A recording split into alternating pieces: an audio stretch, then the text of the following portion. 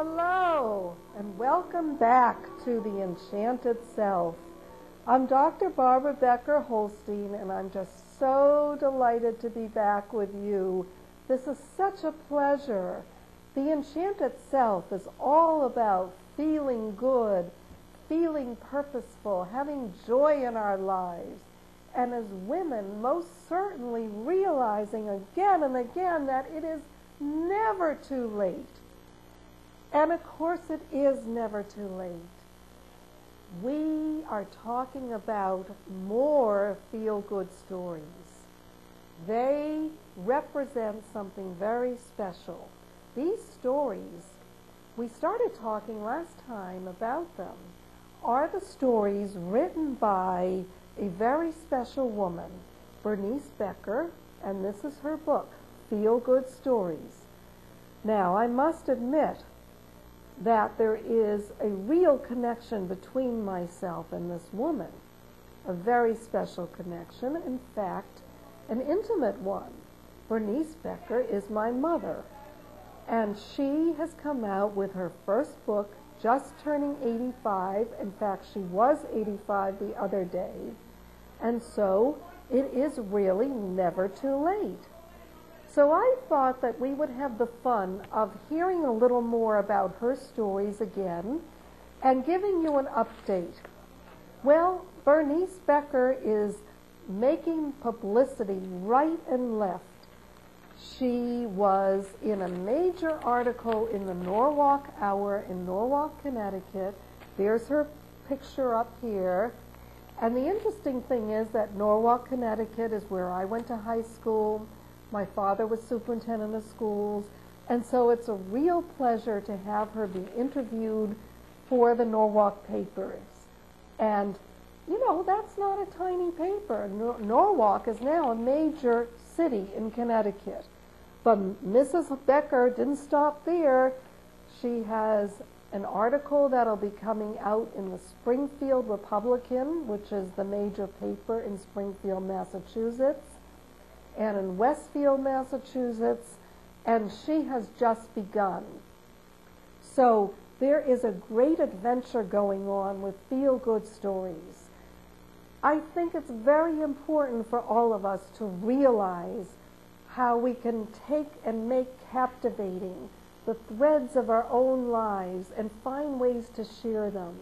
I was just up at Reed's Landing where she lives, and people were telling me right and left, not only do they love the stories, but the stories were written as if they wrote them, that everybody has that story inside where they tried to get thin and they had something crazy happen at the health center, or that story where they almost entered a pageant, or they did enter, or that story where they fell on their face in the street and didn't know what to do.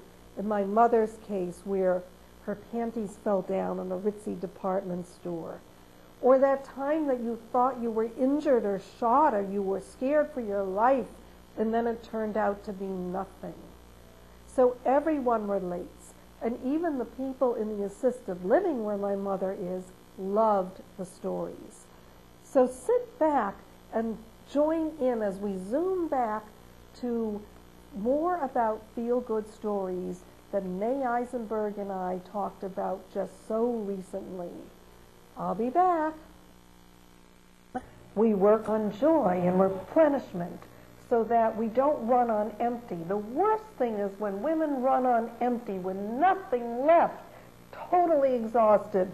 We don't want that. And we encourage all sorts of wonderful ways of making ourselves feel healthy and full of life. And then we work on belonging so we're not alone, we're not depressed, we feel connected. And we also focus a lot on mentors. I'm a mentor, you're a mentor, we all mentor each other, we help each other. And a senior citizen lady has plenty of wisdom and she's a great mentor, and a little kid can be a great mentor. I remember my daughter when I was busy washing dishes and she was 3. She was a great mentor. She said to me, "Mommy, don't wash the dishes while I'm loving." She knew, you have to to do the right things and enjoy life.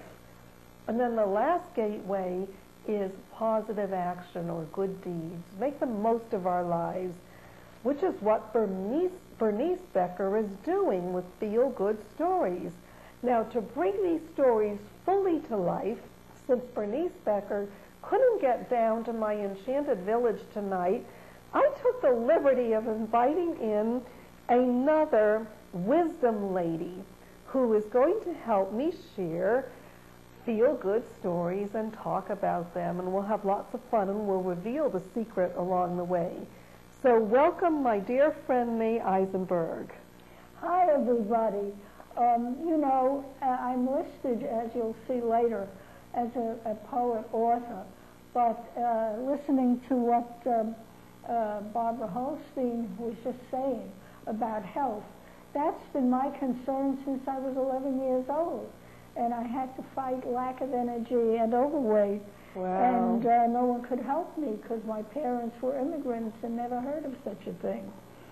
But for all of those years, and I'm 81 now, I've been doing research one way or another on health, and therefore I'm also a part of the idea of holistic healing and also holistic nutrition. Holistic nutrition has been what has helped me from the very beginning, and I'd be dead a long time ago without it because I was born with virtually no immune system. Wow. So I thought I'd mention then it really helped you, because here you yes. are at 81. Oh, yes. Not only did it help me, but I was able to have 4 children and work and eventually start writing when I got older. And I went through a very, very difficult life. Every phase of my life has been difficult, but I've tried to use it to strengthen me. Well, I think that is very, very wise. And if we look at people's lives, most people have a lot of hurdles and ups and downs.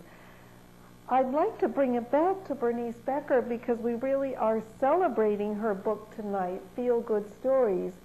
I happen to know that Bernice Becker also had a lot of ups and downs.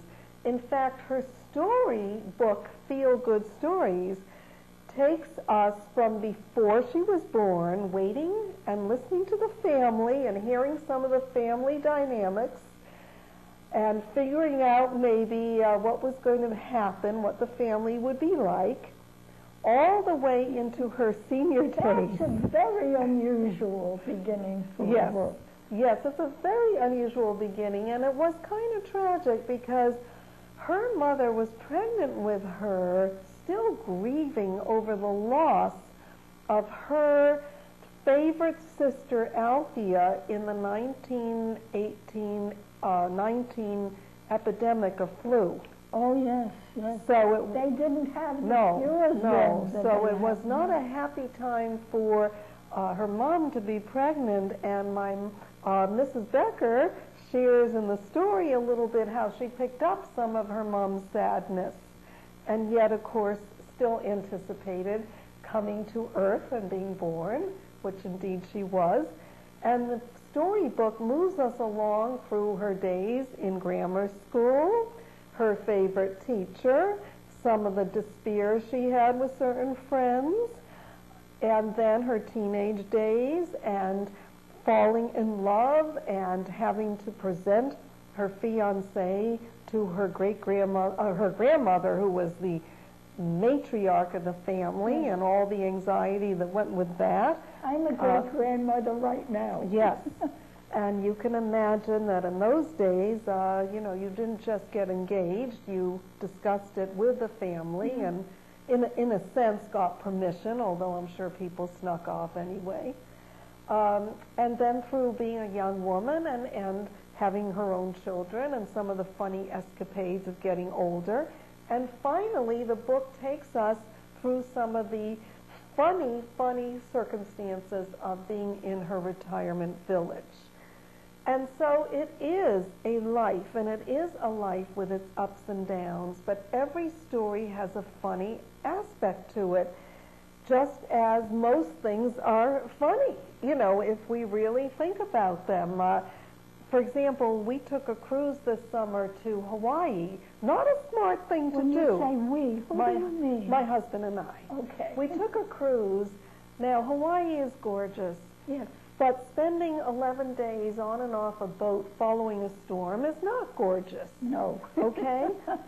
Walking on a boat that's rocking is not fun, and finding yourself, or I should say myself, becoming progressively more slightly dizzy is not pleasant.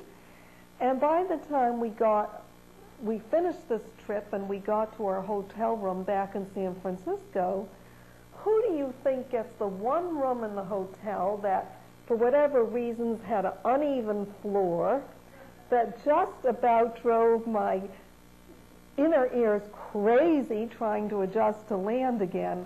I get that room, okay? Now, I knew, as even living through this, that it was going to get better and better as time went on. An adventure in the past, better than in the present. If anything can go wrong, it will. Yes. So, but Mrs. Becker has done a delightful job. Would you let me share a little bit? We'll start with one or two little episodes from her book. Why not? Yeah. I'd love it. Sure. You would. Well, all of you out there.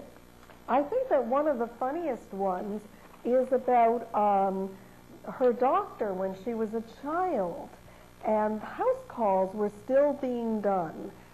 So Mrs. Becker shares with us how Dr. Rubin would come to the house, and he had helped her so many times. In fact, when she was a child, she had had pneumonia, and she had had measles, and so many things that usually are less dangerous today. Anyway, at the age of 12, she says, I overheard my mother telling her friend on the telephone that the teenage child of someone she knew was pregnant. She mentioned that the girl had let a boy get too close to her. I didn't hear the rest. I took her words literally and believed I could get pregnant by being too close to someone. Don't laugh. That was always how I thought. I began to worry because I had let a boy kiss and hug me at a party where they were playing Spin the Bottle. In my apprehension, I wondered, what if I became pregnant? Would I have to leave school? What would my family and friends say? Such torment for an innocent adolescent. The next day, I insisted on seeing Dr. Rubin, claiming I didn't feel well. It was a warm Saturday, and we walked to his house where he had office hours. I spoke to him privately, and he told me that not in a million years could I become pregnant that way. He then told my mother that it was time she had a talk with me about growing up. I was free of fear. Life had become beautiful again.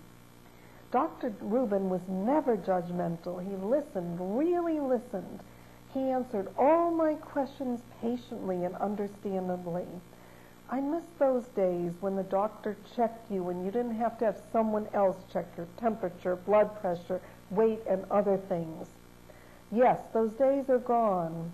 I realized there was so much we did not have, like television, computers, freezers, and medicines to treat so many ailments and help us live longer. I could go on. I am thankful that most of us had the care and compassion, though, of the family doctor in those early years. Yeah, well, let me put it this way. My parents didn't even have a family doctor. We were on welfare. We were very, very poor. My mother did not believe in talking about sex in any way, shape, or form, and my father tried to sleep with me when I was 10. And I ran out of the bed and ran to my mother, and something told me, God, I guess, that he had no right to be in my bed trying to touch me, that it belonged to my mother. How did I know that? Nobody ever spoke to me about it. But I did know. But I know at the age of 16, I would sit down and say to myself, if I got pregnant, I would not tell anybody. I would just go and jump off a bridge and kill myself. Wow. That I really thought in my head about because of ignorance. I think ignorance is a terrible Yes, thing. ignorance is not necessarily bliss, that's for sure. Far from That's it. for sure. I want to go ahead with, of course, we can't go through Mrs. Becker, all of her stories, so I'm just jumping around a little bit. But let me go ahead to a wonderful story when she was about 30, maybe 33, 34. Becker is your maiden name, right? Oh, May, you're coming very close to a secret that I was stalling a little longer, but I guess, are you pushing the buttons now on the Well, I'm secret? afraid we'll run out of time. All right, so pushing the buttons, let me share the secret. Bernice Becker. Wait, you can come in real close. I don't want anyone to hear except you. Bernice Becker is my mother. That's right. This wonderful, beautiful woman turning 85 is my mother, and I love her with all my being, and she's great, and I am so lucky. Really, it's a gift that she is here, and her stories are a gift. That's the secret. And if you have a mother, or you are a mother, treasure that person and let them tell you their stories and write them down. Or if you're the mother or grandmother or great-grandmother, you tell your stories to your cousins, your nieces and nephews, your grandchildren. Find someone, tell those stories so they don't get lost. Knowing now what you know, I think you'll really love this All right, yes. even more Yes. than you have already. So this is an embarrassing moment. It was a beautiful day in February with bright blue skies and clean, crisp air. And I'm going to read it in part and tell in part because we don't have time to read the whole thing. Exactly. She's off on the train to New York for a big day out. After breakfast, I dressed for the occasion. As I put my panties on, I realized that my waistband was loose, so I took a safety pin and tightened them. Then donning a two-piece beige jersey outfit with simple pearls and black suede shoes, I felt well-dressed. After a quick fix of my hair and the application of makeup, I was ready. The day would give me an opportunity to show off my new Persian lamb coat, a special combination gift that Harry had given me, that's my father and her husband, for my 30th birthday and our 10th wedding anniversary. Wow. We had gotten a terrific deal from a furrier who was a friend. Those days, terrific deals were really important. Persian lamb was the in fur, and I admired the wide, glossy curl that formed a subtle pattern. I felt like $1 million. My sandwich and coffee lunch finished after she arrived in New York. It was time for me to explore the shopping world of the rich and famous. I went to the ladies' sportswear department where I was eager to check prices, although I had no intention of purchasing anything from the pricey store. Maybe I would just try a few things on for fun.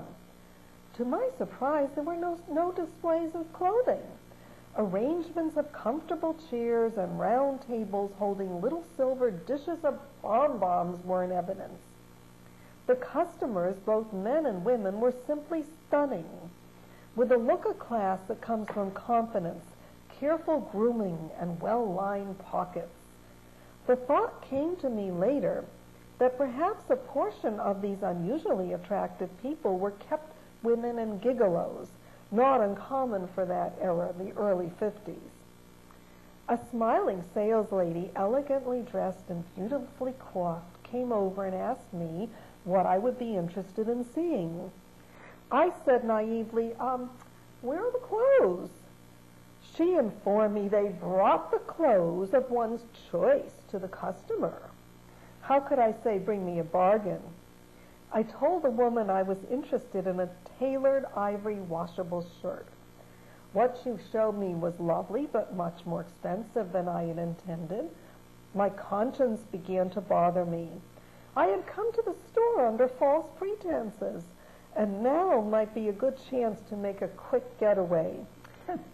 These blouses are great, but not in my price range at this time. I'm a college student, I explained honestly. Thank you so much. I put my coat on and started to walk briskly past the other customers. To my dismay, I felt my safety pin giving way and the panties sliding down around my ankles. Shame, humiliation, fear, and disgust flooded me. What should I do?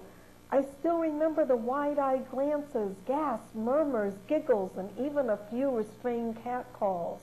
I was literally caught with my panties down. I couldn't hide from the unwelcome captive audience, and I couldn't walk away without tripping over my feet.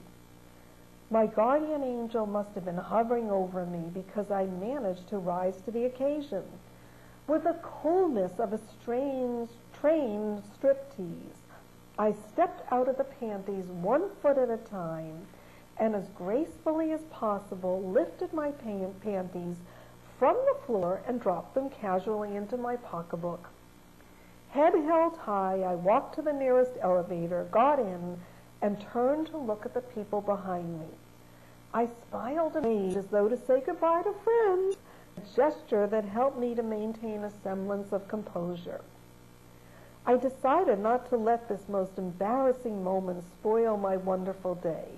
I would buy the underwear I needed, as the winter chill told me it was time to do. I would walk the 10 blocks to budget heaven where I would feel right at home. As I strolled along, I rationalized that what had happened was not all that bad. No one had been hurt. It was only my pride that had suffered. The onlookers probably had enjoyed the entertainment.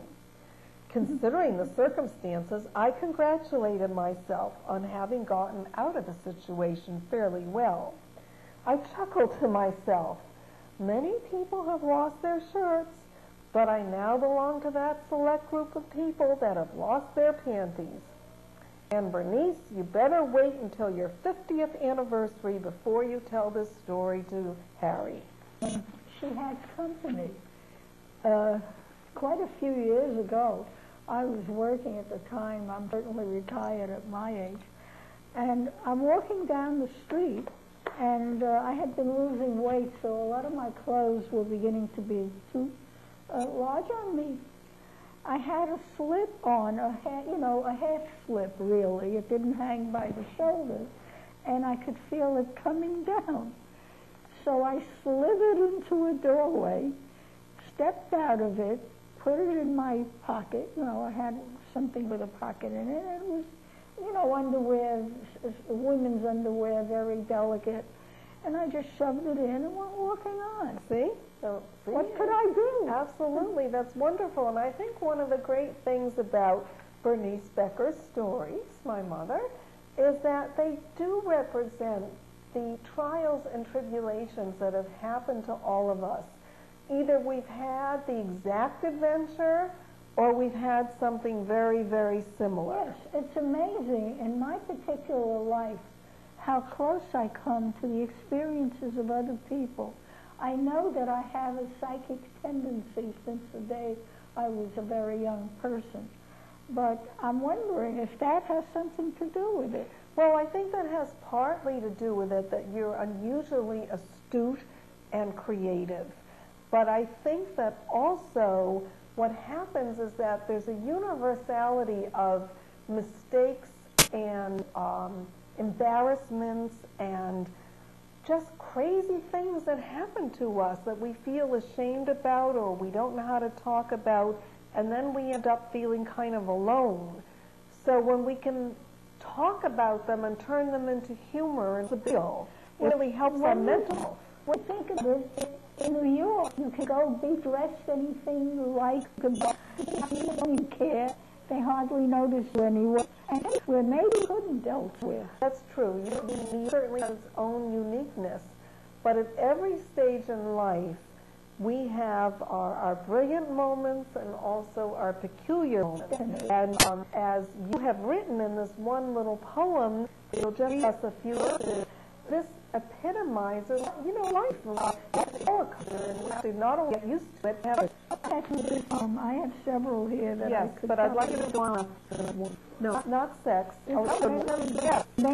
You were right. She wanted to